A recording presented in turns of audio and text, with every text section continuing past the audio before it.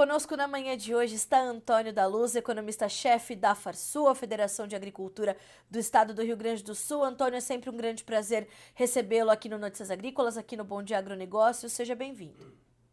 Bom dia, Carla. Prazer é meu estar aqui contigo no Bom Dia e com toda a tua grande audiência. Muito obrigada, Antônio. Para nós é um privilégio.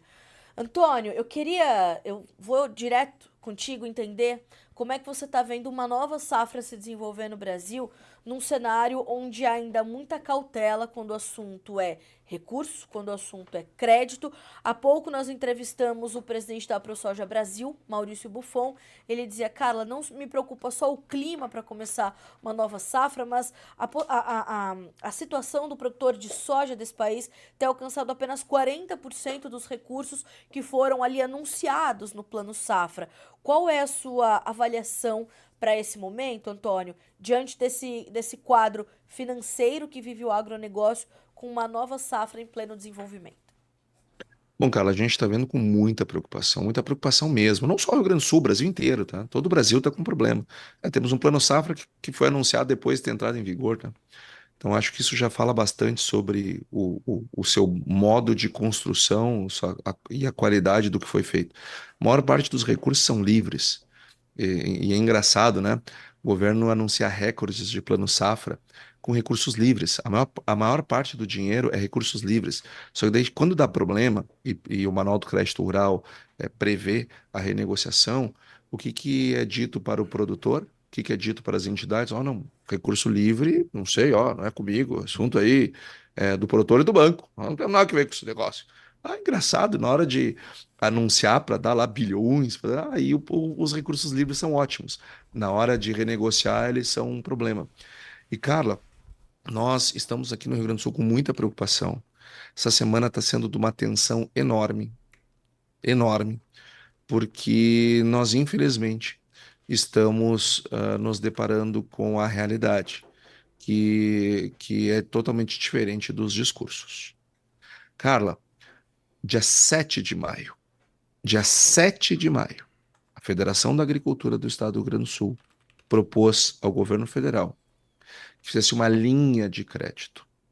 Nós não pedimos perdão, nós não pedimos renegociação, nós não pedimos abatimento, nós não pedimos nada além de uma linha de crédito nova, para que o produtor tomasse essa linha e ele pagasse seus compromissos nos bancos e cooperativas de crédito e fora do sistema financeiro, das cooperativas, revendas, etc. Esta foi a proposta. Por que, Carla, que nós propusemos isto desse jeito? Porque, diferente de 10 anos atrás, aonde os recursos eram majoritariamente controlados, agora eles são majoritariamente livres. Então eu não posso usar os instrumentos do passado para resolver um problema do presente, porque mudou a forma como o produtor é financiado. Os discursos, os anúncios continuam do mesmo jeito. Parece assim que o governo dá o dinheiro, que é o governo que empresta, é levado a sociedade a entender que quase meio bilhão é o aporte que o governo faz no agro. Enfim, mas quem lida no agro, quem está no agro, eu, você, toda a nossa audiência, sabe que não é nada disso. E então, mudou o perfil. Hoje, a maior parte do recurso é livre. Então, nós pedimos isto e uma prorrogação, para que desse tempo de se fazer a linha. De lá para cá, o que que o governo fez? Em primeiro lugar, ele perdeu 60 dias que poderia estar construindo a linha, discutindo a linha, testando a linha. Ele perdeu fazendo leilões do arroz. 60 dias discutindo leilão de arroz. Uma coisa que é uma botina no pescoço do produtor que sofreu os problemas climáticos vividos aqui no Rio Grande do Sul. Ou seja, o cara que precisava ser ajudado, ele recebeu uma botina no pescoço, porque os leilões do arroz era pegar 7 bilhões de reais, que não tem hoje, né? Para o produtor não tem 7 bi. Agora, 7 bilhões de reais para comprar um produto importado dos nossos concorrentes, subsidiado, Ou seja, subsidiar os nossos concorrentes e vender no mercado interno um produto abaixo do custo de produção, por conta do subsídio que está dando para os nossos concorrentes. Concorrentes esses que usam produtos que não são permitidos no Brasil, de passagem, estou falando de defensivos agrícolas. 60 dias perdidos nisso. Depois foram as discussões do Plano Safra, que também atrasou, em parte, por conta dos leilões de arroz. Uhum. Depois tivemos que esperar as férias dos principais técnicos que se envolvem nesse processo, que eles estão acostumados a tirar férias depois do Plano Safra, e eu acho que é justo que assim seja. Só então começou a se discutir a renegociação no Rio Grande do Sul. Hoje, nós tivemos 14 medidas anunciadas. 14. Entre decreto, medida provisória, resolução, 14 medidas. Aí, olha o que está acontecendo aqui no Rio Grande do Sul. Os produtores, os que conseguiram fazer algum tipo de renegociação, conseguiram um ano de prorrogação e 4 parcelas. Gente, isso daí lá em 2023 a gente conseguiu direto com os bancos. Na negociação nossa com os bancos a gente conseguiu isso. Ou seja, se esperava muito mais. Aí a linha de crédito, que é a única alternativa para os recursos livres, está um caos no Rio Grande do Sul. Porque os produtores estão encaminhando os pedidos e as coisas não estão acontecendo. Porque os agentes financeiros, eles estão travando na parte de garantias. Então, nós não sabemos como uma parte importante dos produtores vão plantar safra. É claro que a safra vai ser plantada, Carla. Agora, a questão é quem vai plantar essa safra, porque vai ter muita propriedade trocando de mão, sobretudo de pequenos e médios produtores. Vai ter concentração no estado do Rio Grande do Sul. E nós não sabemos que padrão tecnológico essas lavouras vão ter. Porque a escassez de crédito ela é imensa em virtude do fato de nós não termos conseguido até agora fazer um encaminhamento adequado para as dívidas dos produtores, porque nós perdemos muito tempo discutindo coisas que não fazem sentido, como foi o caso do leilão do arroz. E agora nós estamos pagando um preço por isso. E eu acho importante que os ministros que estiveram aqui no Rio Grande do Sul e fizeram pomposos anúncios voltem aqui no Rio Grande do Sul. Voltem para conversar com os produtores. Falar com o pessoal do SOS Agro, falar com os produtores rurais, ir nas agências bancárias para entender o que está acontecendo, para ver se aquilo que foi anunciado está funcionando. Porque está um caos no Rio Grande do Sul. É muito interessante a gente observar esse cenário, Antônio, porque quando você começou a falar do leilão do arroz, já me veio esse montante dos 7,2 bilhões na mente. E isso veio como você falou, né, uma botina no pescoço do produtor, e essa botina continua no pescoço do produtor, porque essas 14 medidas, né, primeiro que elas não atendem ao pleito original, se nós podemos chamar assim, da Farsul com a FETAG, que é o pleito que representa o produtor, e ela não facilitou em nada, nem o que ele já tinha comprometido, nem como ele pode pensar em se planejar para um novo momento. Quer dizer, não existe, portanto, no horizonte, nesse momento, algo que possa trazer algum alento ao produtor e permitir com que ele tenha o mínimo de planejamento. Mas, como você falou, a nova safra vai acontecer. Nesse momento, Antônio, como é que o produtor está fazendo isso? Como é que ele está usando o que tem disponível para tentar dar andamento a essa safra? Lembrando que tem chovido muito por aí nas últimas semanas, né? É verdade, ainda para ajudar, nós estamos tendo também essa dificuldade, excesso de chuvas.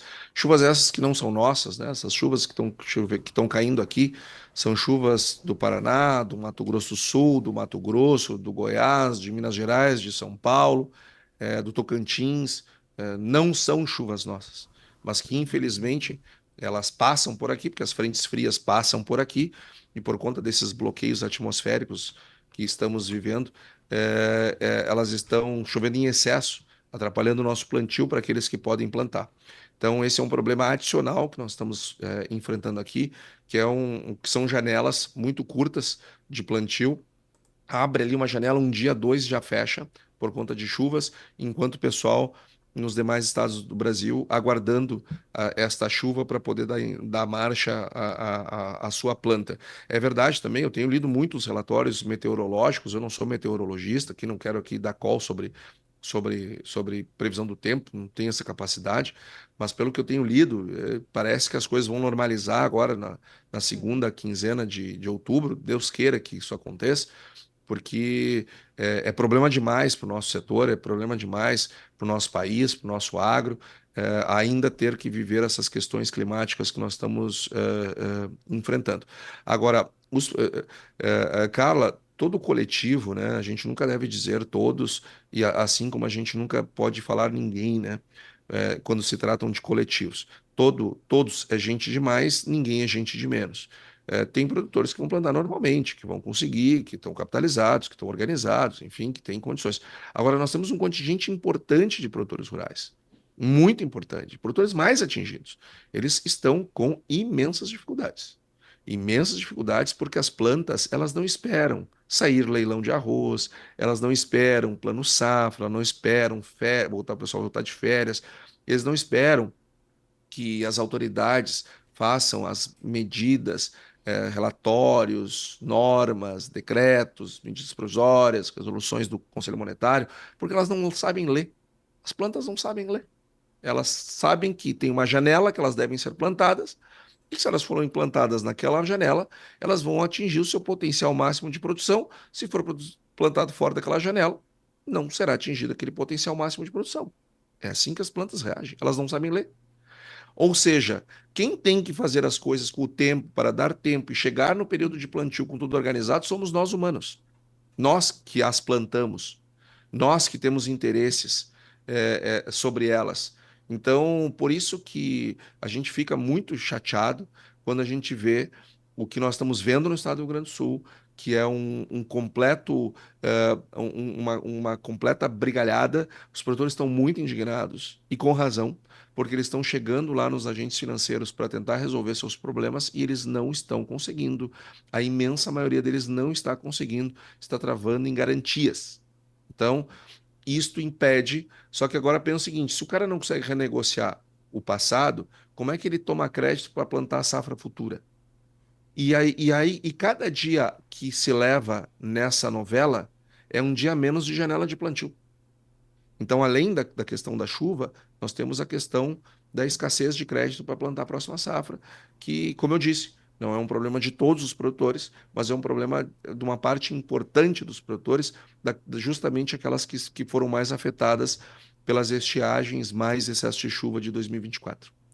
Antônio, quando essa tragédia acometeu o Rio Grande do Sul, você tinha muito cuidado também em dizer que a gente, obviamente, nós precisávamos falar sobre o que aconteceu, mas nós precisávamos pensar no que precisava ser efetivamente feito para se reconstruir, principalmente pensando no agronegócio do Rio Grande do Sul. E você dizia, é preciso que a realidade seja bastante clara para que nós não afastemos os investimentos, que eles continuem acontecendo e as pessoas continuem olhando para o agronegócio. Soma-se a isso, claro, as outras vulnerabilidades do setor, como nós estamos observando, como alguns casos de recuperação judicial que vão aparecendo, algumas dificuldades como essa climática que traz uma preocupação ali para o produtor do Centro-Oeste que não consegue avançar com o plantio, em meia informando o plantio mais lento desde a safra 2014-15, ou seja, há questões como em todos os setores que trazem sinais de alerta, mas que precisam ser colocados de forma muito racional para que não haja também, não se afugente o investidor. Como é que você está fazendo essa leitura nesse mês de outubro, pensando em tudo isso que já foi sentido pelo setor nos últimos meses? Por isso que eu falei, Carla, enfatizei mais de uma vez que não são todos, que é um grupo, mas é um grupo Sim. importante e que precisam e merecem ter o encaminhamento para suas soluções, porque foi prometido que ia ter, foi dito que ia ter, então tem que cumprir. Agora, é óbvio que não são todos, assim como não é o Brasil inteiro, e me preocupa sim. Os produtores precisam entender quem financia o agronegócio não é o governo. Isso precisa ficar claro. E o mercado de capitais está ficando do tamanho dos bancos. Isso precisa ficar claro para os produtores rurais. E eu não posso E eu não posso afugentar este dinheiro, senão nós não plantamos. Não haverá recursos para plantio se nós afugentarmos quem coloca o seu dinheiro no agro e corre o risco junto com a gente. Não é por aí. Nós precisamos ter uma relação de qualidade, uma relação de alto nível com quem efetivamente financia a agricultura brasileira, que são as instituições financeiras e o mercado de capitais. Então a gente tem que dizer as coisas do tamanho que elas são, porque quando se diz a coisa maior do que ela de fato ela é, nós terminamos afugentando o investimento do agro. Esse dinheiro vai para o setor imobiliário, vai para títulos públicos, ainda mais agora com Selic mais elevada. Então a gente precisa captar recursos para o agro e não afugentar recursos para o agro. E isso a gente precisa dizer que o produtor é um bom pagador, que o produtor ele paga suas contas, que o índice de inadimplência do produtor comparado com outros créditos no Brasil é baixo. Agora, nós somos uma indústria a céu aberto e ter problemas climáticos faz parte da nossa atividade. Logo, fazer uma renegociação de dívidas, fazer um parcelamento, pegar uma dívida de curto prazo e alongá-la, isso tem que ser uma coisa normal. Isso não pode ter que passar todos esses meses, Carla, que nós estamos passando, com essa brigalhada, com esse estresse, com essa incomodação, que ninguém consegue dormir direito, ninguém consegue comer direito, porque o WhatsApp da gente não para, só com notícias ruins a gente se compadece com as pessoas, a gente vive os problemas das pessoas, e não há ser humano que aguente esse negócio, e não era para ser assim. Não era. Porque, afinal de contas, se eu que moro no meio urbano, se eu tenho um problema financeiro em um determinado mês, tenho que fazer um gasto que não estava na minha conta acontecer, sei lá, tive que fazer um exame. E fui lá e fiz no cartão de crédito. Chega no final do mês, eu não tenho dinheiro para pagar a fatura. Eu tiro um crédito automático ali no meu app do celular, é automático. Eu não preciso nem falar com o gerente. Vou ali, pago a fatura porque o rotativo do cartão é mais caro. Vou ali, resolvo, faço em 12 vezes, 24 vezes, 36 vezes, 60 vezes. E tá tudo certo. Por que que no agronegócio, por que que o crédito rural, eu preciso passar por toda essa novela? Por que que tem que ser com o Pires na mão? Por que que tem que pedir, pelo amor de Deus? Por que que as linhas do crédito rural brasileiro são as mesmas de 30 anos atrás? Por que que nós não temos uma solução de linhas de longo prazo para uma coisa que é óbvia, que são os problemas climáticos? Isso já deveria estar pronto para quando o produtor precisa ir lá acessar e o agro seguir funcionando com a sua naturalidade, com a sua regularidade. Agora, a gente não tem uma política agrícola adequada. Seguro rural, o que é o seguro rural no Brasil? Ou melhor, Sim. o que é a escassez ou a falta de seguro rural no Brasil, que é a mãe de todos esses problemas que nós estamos passando. Então, Carla, a gente precisa repensar muito as políticas agrícolas do Brasil. E com certeza, a política agrícola do Brasil que a gente precisa não é leilão de arroz, não é botar dinheiro que continua lá o dinheiro para fazer compra de arroz, não é para fazer política de garantia de preço mínimo, não são essas coisas que a gente precisa. A gente precisa de coisa muito maior, muito mais moderna, muito mais adequada às nossas necessidades. Nós estamos vivendo o agro de 24, pensando no agro de 2030, de 2050, com instrumentos da década de 90. Eu quero, por favor, Antônio, que você responda para o Eduardo Tax, que está aqui conosco nos acompanhando no Bom Dia Agro. Ele fez uma pergunta muito simples e direta. E é muito importante que os produtores que estão nos acompanhando, a nossa audiência, entenda agora e preste muita atenção nessa sua resposta. Ele te pergunta assim, Antônio, o que é recurso livre? Muito bom, Eduardo. Recurso livre é aquele recurso que não sai nem da poupança, da caderneta de poupança, que o governo ele separa o dinheiro em duas formas. Tem um que é o recurso controlado. Esse recurso controlado, o governo pode subsidiar ou não, mas mesmo que ele não subsidie, ele controla. Por quê? Porque no Brasil nós temos o crédito direcionado, que é uma coisa absurda. Só nós e a Índia temos crédito direcionado em larga escala. O que acontece? O governo diz para o banco o seguinte: tu pode captar caderneta de poupança e eu vou garantir a caderneta de poupança.